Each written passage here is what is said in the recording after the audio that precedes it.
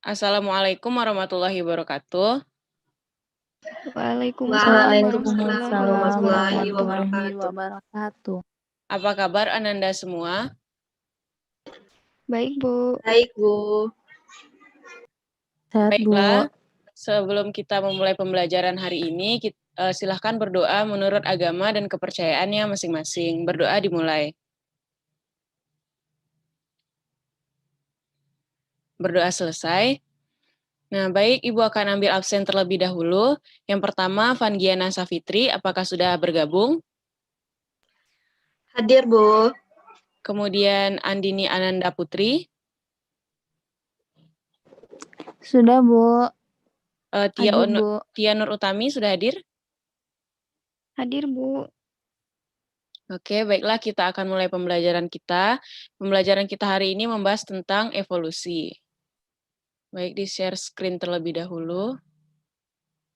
Apakah sudah kelihatan PPT-nya? Sudah, Bu.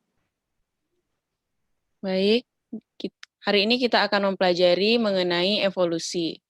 Di sini ada kompetensi dasar yang harus dicapai pada pembelajaran kali ini. Yang pertama itu menjelaskan teori, prinsip, dan mekanisme evolusi, serta pandangan terkini para ahli terkait dengan spesiasi. Lalu yang kedua, menyajikan karya ilmiah terhadap gagasan-gagasan baru tentang kemungkinan-kemungkinan dari pandangan evolusi berdasarkan pemahaman yang dimilikinya. Lalu indikator pencapaian kita pada hari ini, yang pertama, itu memahami variasi morfologi pada makhluk hidup. Lalu yang kedua, itu menjelaskan teori-teori mengenai asal-usul makhluk hidup atau asal-usul kehidupan. Yang ketiga, itu memahami pengertian filogeni. Dan yang keempat, memahami mekanisme dari evolusi. Nah, materi yang akan dibahas pada pertemuan kali ini secara singkatnya ada 4 poin besar, di mana itu ada pengertian evolusi, kemudian teori asal-usul kehidupan, kemudian ada pengertian pohon filogeni atau filogenetik, dan yang terakhir itu mekanisme dari evolusi. Baik, perhatikan gambar berikut. Apakah Ananda ada yang ingin berpendapat terkait dengan gambar yang disajikan? Gina, Bu. Ya, silahkan Gina. Dari gambar yang Ibu sajikan, gambar tersebut menunjukkan peristiwa seleksi alam, sehingga yang dapat ditemukan sekarang hanyalah jerapah yang berleher panjang. Sekian, Bu. Baik, jawaban dari Gina sangat baik sekali. Jadi gambar ini merupakan gambar seleksi alam seperti teori yang dikemukakan oleh Charles Darwin, di mana dulu itu ada jerapah berleher pendek yang ada di sini, lalu ada jerapah berleher panjang. Nah, karena jerapah leher pendek tidak bisa mencapai makanan yang tinggi, maka dia mati dan terseleksi dari alam, sehingga yang ditemukan sekarang hanyalah jerapah berleher panjang. Baik, untuk pengertian dari evolusi, apakah ada Ananda yang ingin berpendapat?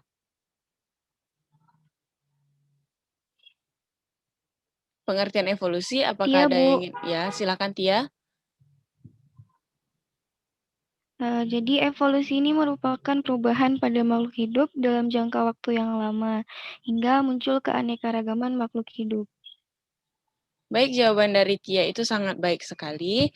Nah, jadi di sini pengertian evolusi itu adalah suatu proses yang telah mengubah bentuk kehidupan di atas bumi sejak bentuknya yang paling awal sampai membentuk keanekaragaman yang sangat luas seperti apa yang ditemukan sekarang. Nah, sebagaimana yang kita tahu, dulu keanekaragaman sebelum terjadinya evolusi itu sangat rendah sekali. Nah, setelah adanya evolusi, itu banyak sekali terjadi variasi pada makhluk hidup sehingga timbul keanekaragaman yang tinggi yang dapat kita temukan di saat sekarang ini. Lalu, evolusi itu sebenarnya sudah dibahas sejak zaman Yunani kuno. Dikemukakan oleh filsafat-filsafat Yunani seperti Aristoteles, Plato, dan Socrates sudah menjelaskan mengenai evolusi. Tapi gagasan-gagasan yang dikemukakan oleh pemuka-pemuka tersebut itu tidak mampu menjelaskan apa hubungan antara koefisien variabel yang satu dengan variabel yang lainnya. Sehingga melalui penelitian yang dilakukan oleh Charles Darwin di Kepulauan Galapagos yang ditulis dalam buku On the Origin of Species by Means of Natural Selection, di mana Buku tersebut menyajikan kasus-kasus yang meyakinkan tentang evolusi dan telah dapat menghubungkan apa yang sebelumnya dilihat sebagai suatu kumpulan fakta yang membingungkan dan tidak saling berkaitan menjadi suatu pandangan kohesif mengenai kehidupan. Nah, itu pengertian singkat dari evolusi. Lalu kita lanjut ke materi berikutnya, yaitu dari manakah kehidupan itu berasal. Nah, jadi kita dari pertanyaan ini akan muncul teori asal-usul kehidupan. Apakah ada Ananda yang ingin berpendapat mengenai teori asal-usul kehidupan?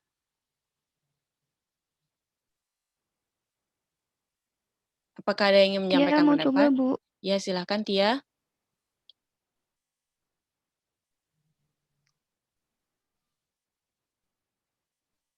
Halo Tia.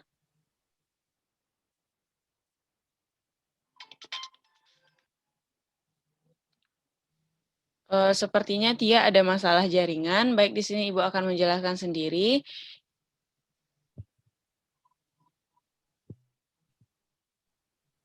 Mengenai teori asal-usul dari kehidupan. Apakah Tia bisa mendengar? Bisa, Bu. Tia mau mencoba, Bu. Ya, silakan Tia. Jadi, teori asal-usul kehidupan ini merupakan teori yang menjabarkan bagaimana kehidupan awal mulanya terbentuk, Bu. Baik, jawaban dari Tia itu sangat baik sekali. Jadi teori asal-usul kehidupan itu membahas dari mana kehidupan itu berasal. Nah, dulu orang sempat bingung, nah kehidupan ini nih asalnya dari mana gitu.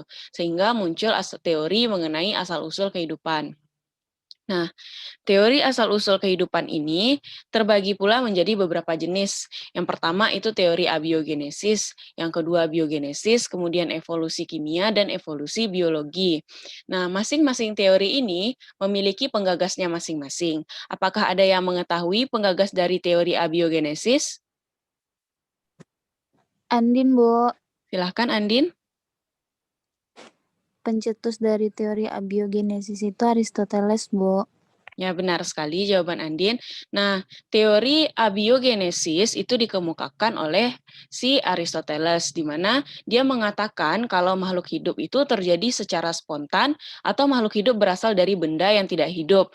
Nah, makhluk hidup ini terjadi secara spontan, kata si Aristoteles. Misalnya, ikan itu berasal dari lumpur, cacing berasal dari tanah, gitu. Sehingga teori ini juga dinamakan dengan teori generatio spontanea. Lalu yang kedua, itu ada biogenesis. Nah, biogenesis merupakan teori yang menerangkan kalau makhluk hidup itu berasal dari makhluk hidup sebelumnya. Tidak mungkin akan ada kehidupan tanpa ada makhluk hidup sebelumnya. Nah, yang ketiga, itu ada teori evolusi kimia. Teori evolusi kimia menerangkan kalau kehidupan berasal dari reaksi antara CH4 atau metana, kemudian NH3, amonia, H2 hidrogen, dan H2O atau air di atmosfer menghasilkan senyawa organik berupa asam amino. Lalu evolusi biologi. Nah, evolusi biologi dengan evolusi kimia ini sebenarnya mirip-mirip, namun yang berbeda di sini kalau evolusi biologi itu terbentuk primordial sup di lautan sehingga nanti akan membentuk asam amino. Nah, ini penjabaran dari masing-masing teori. Yang pertama itu teori abiogenesis. A artinya tidak, bio hidup, berarti teori yang mengatakan bahwa kehidupan itu berasal dari benda mati. Nah, penggagasnya Aristoteles, kemudian pendukungnya ada Anthony van Leeuwenhoek dan John Needham. Nah, Anthony van Leeuwenhoek ini kan penemu dari mikroskop, di mana dia mengamati air rendaman jerami, dan dia mengira kalau mikroorganisme yang berada di air yang dia amati itu berasal dari udara serta jerami tersebut. Gitu. Dan contoh dari teori abiogenesis, ikan berasal dari lumpur, dan kedua cacing berasal dari tanah. Nah, yang kedua itu ada teori biogenesis, penggagasnya ada Francisco Redi, kemudian Lazzaro Spallanzani, dan Louis Pasteur. Nah, Louis Pasteur ini menjadi tiang utama runtuhnya dari teori abiogenesis, di mana percobaan dari Louis Pasteur ini menggunakan tabung leher angsa, di mana udara tetap masuk. Kalau si Francisco Redi dan Lazzaro Spallanzani kan penelitiannya ditutup rapat, sehingga tidak dapat diterima oleh si penggagas teori abiogenesis, karena udara tidak dapat masuk ke dalamnya sehingga menghambat faktor kehidupan gitu katanya. Sementara Louis Pasteur itu udara tetap masuk ke dalamnya sehingga teori abiogenesis itu berhasil dipatahkan. Slogan dari teori biogenesis ada yang pertama itu omne vivum ex ovo, makhluk hidup itu berasal dari telur, omne ovum ex vivo, setiap telur berasal dari makhluk hidup, dan omne vivum ex vivo, setiap makhluk hidup berasal dari makhluk hidup. Contoh, belatung itu berasal dari telur lalat, bukan berasal dari udara. Nah, yang ketiga itu ada teori evolusi kimia. Penggagasnya ada Harold Urey dan Stanley Miller. Dua orang ini merupakan dosen serta murid yang saling meneliti mengenai teori evolusi kimia. Nah, gagasannya adalah kehidupan itu diawali dengan adanya senyawa anorganik di atmosfer. Nah, senyawa anorganik berupa metana, hidrogen, uap air, dan amino ini nanti akan bereaksi dengan sinar kosmis dan kilat halilintar sehingga akan terbentuk asam amino. Nah, sebagaimana yang kita tahu kalau asam amino itu merupakan bahan utama pembangun dari kehidupan. Nah, yang ke-13 ada teori evolusi biologi. Nah, evolusi biologi penggagasnya ada Alexander L. Oparin. Gagasannya itu mirip-mirip, tapi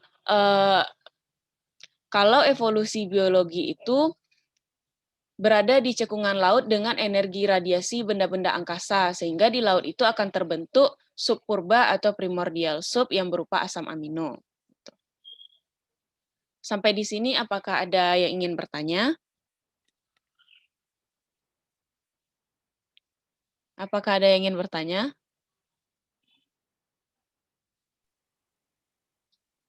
Tidak. Baik, sepertinya kalau tidak ada yang ingin bertanya, kita lanjutkan ke materi berikutnya, yaitu filogenetik.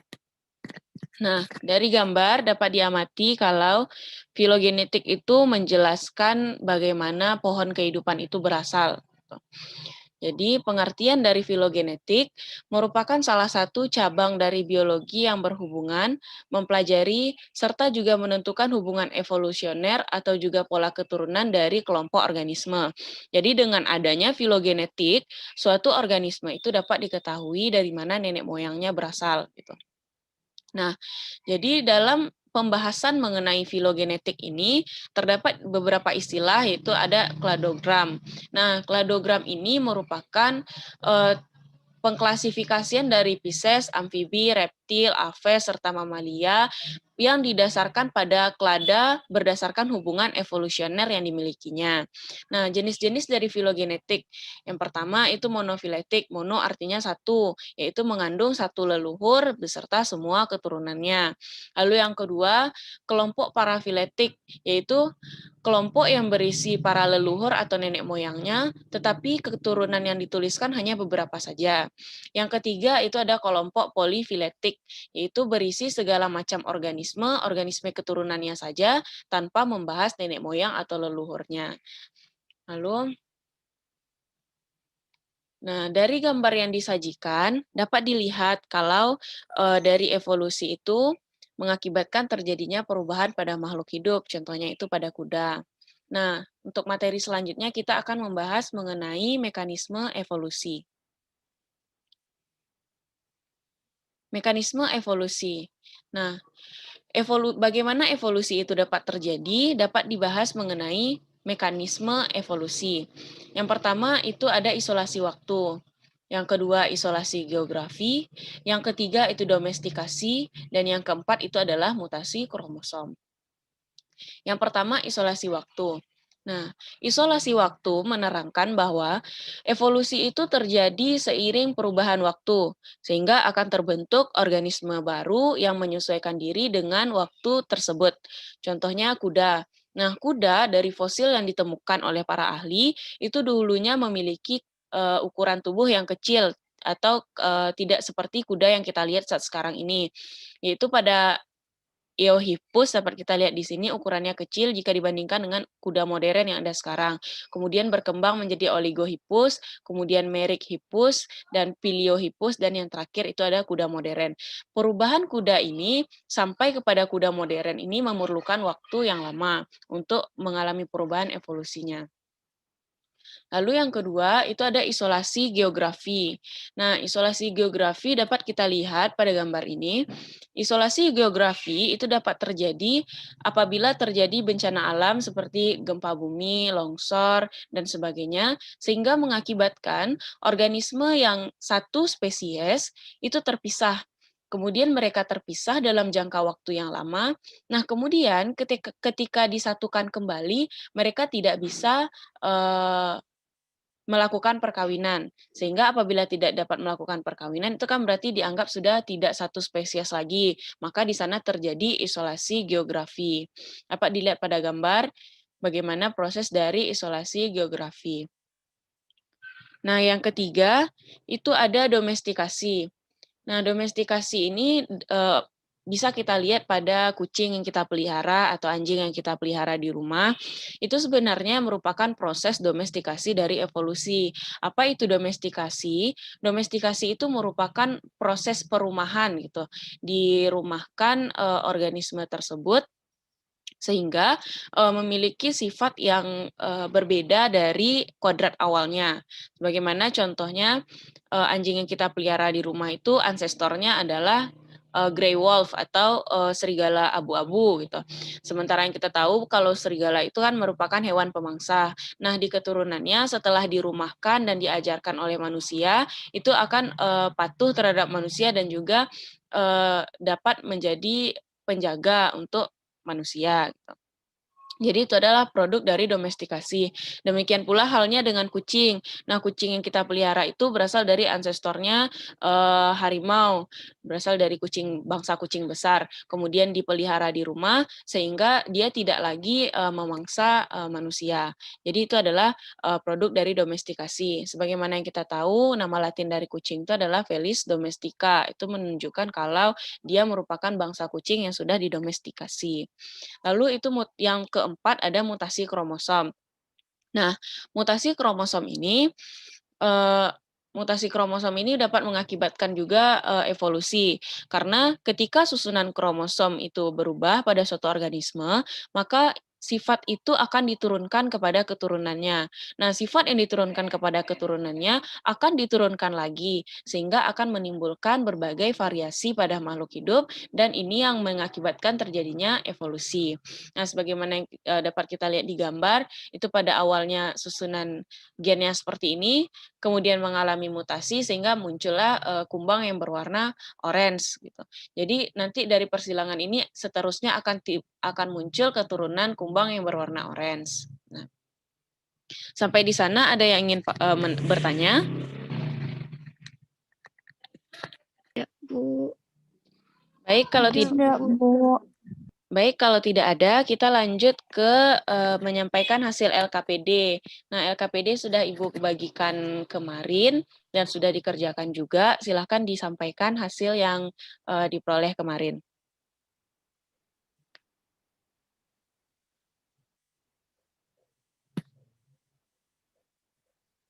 Pada Tia, Andin, Gina, Iya, Bu. silahkan sampaikan LKPD-nya. Iya, Bu. Ya, silahkan Tia. Nomor 1. Jadi, pengertian evolusi ini merupakan suatu proses pengubahan dari bentuk kehidupan yang ada di muka bumi, mulai dari bentuk paling awal hingga bentuk yang ada sekarang dengan tingkat keanekaragaman yang tinggi. Ya.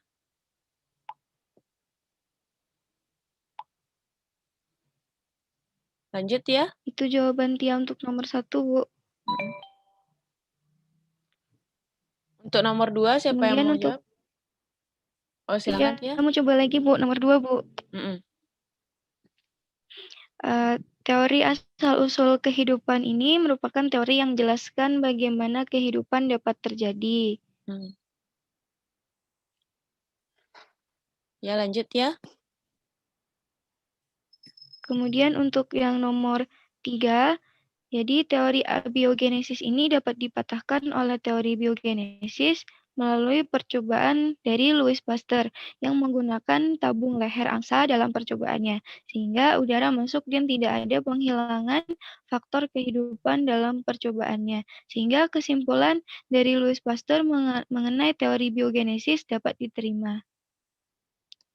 Ya, jawaban Tia sudah sangat baik sekali ya, sudah dijelaskan juga tadi bagaimana Louis Pasteur dapat mematahkan teori abiogenesis. Nah, untuk selanjutnya disilakan kepada Gina atau Andin. Hadir, Bu. Ya, silakan Gina. Baiklah, selanjutnya untuk yang kladogram, Bu, pengertian kladogram. Nah, pengertiannya itu pengklasifikasian makhluk hidup mamalia, aves, reptil, amfibi, dan pisces dalam suatu klade berdasarkan hubungan evolusioner yang dimilikinya. Kemudian selanjutnya, jenis dari filogenetik. Ada 3. Yang pertama, ada monofiletik, ada parafiletik, dan polifiletik. Apakah saya lanjutkan atau bagaimana, Bu? Dilanjutkan saja, Gina. Baiklah, selanjutnya untuk isolasi geografi beserta contohnya. Isolasi geografi ini merupakan peristiwa terisolasinya atau terpisahnya suatu spesies yang sama karena keadaan geografis. Contohnya seperti danau, gunung, laut, sehingga spesies tersebut menjadi berbeda dan terbentuk spesies baru. Sekian, Bu. Ya, terima kasih Gina, jawabannya sudah baik sekali. Jadi LKPD-nya nanti dikumpulkan yang sudah ditulis di kertas tersebut, silahkan nanti dikumpulkan ke sekolah ya. Lalu untuk minggu depan itu ada tugas buatlah pendapat mengapa evolusi itu dapat menimbulkan variasi pada makhluk hidup. Tadi sudah dijelaskan juga, silahkan dikumpulkan pendapat Ananda mengenai hal ini. Nah, dari pembelajaran kita hari ini dapat ditarik kesimpulan bahwa topik utama yang kita bahas pada hari ini ada 4. Ada pengertian dari evolusi, kemudian teori asal-usul kehidupan, kemudian filogeni, yang keempat mekanisme dari evolusi. Nah, pengertian evolusi tadi sudah dijelaskan dan juga sudah dibahas tadi ya mengenai kenapa variasi itu menimbulkan evolusi. Kemudian teori asal-usul kehidupan itu ada 4 tadi, abiogenesis, biogenesis, evolusi kimia, dan evolusi biologi. Lalu yang ketiga itu ada filogeni yang membahas mengenai hubungan antara nenek moyang dengan keturunannya. Dan yang keempat itu ada mekanisme evolusi yang juga terbagi menjadi 4.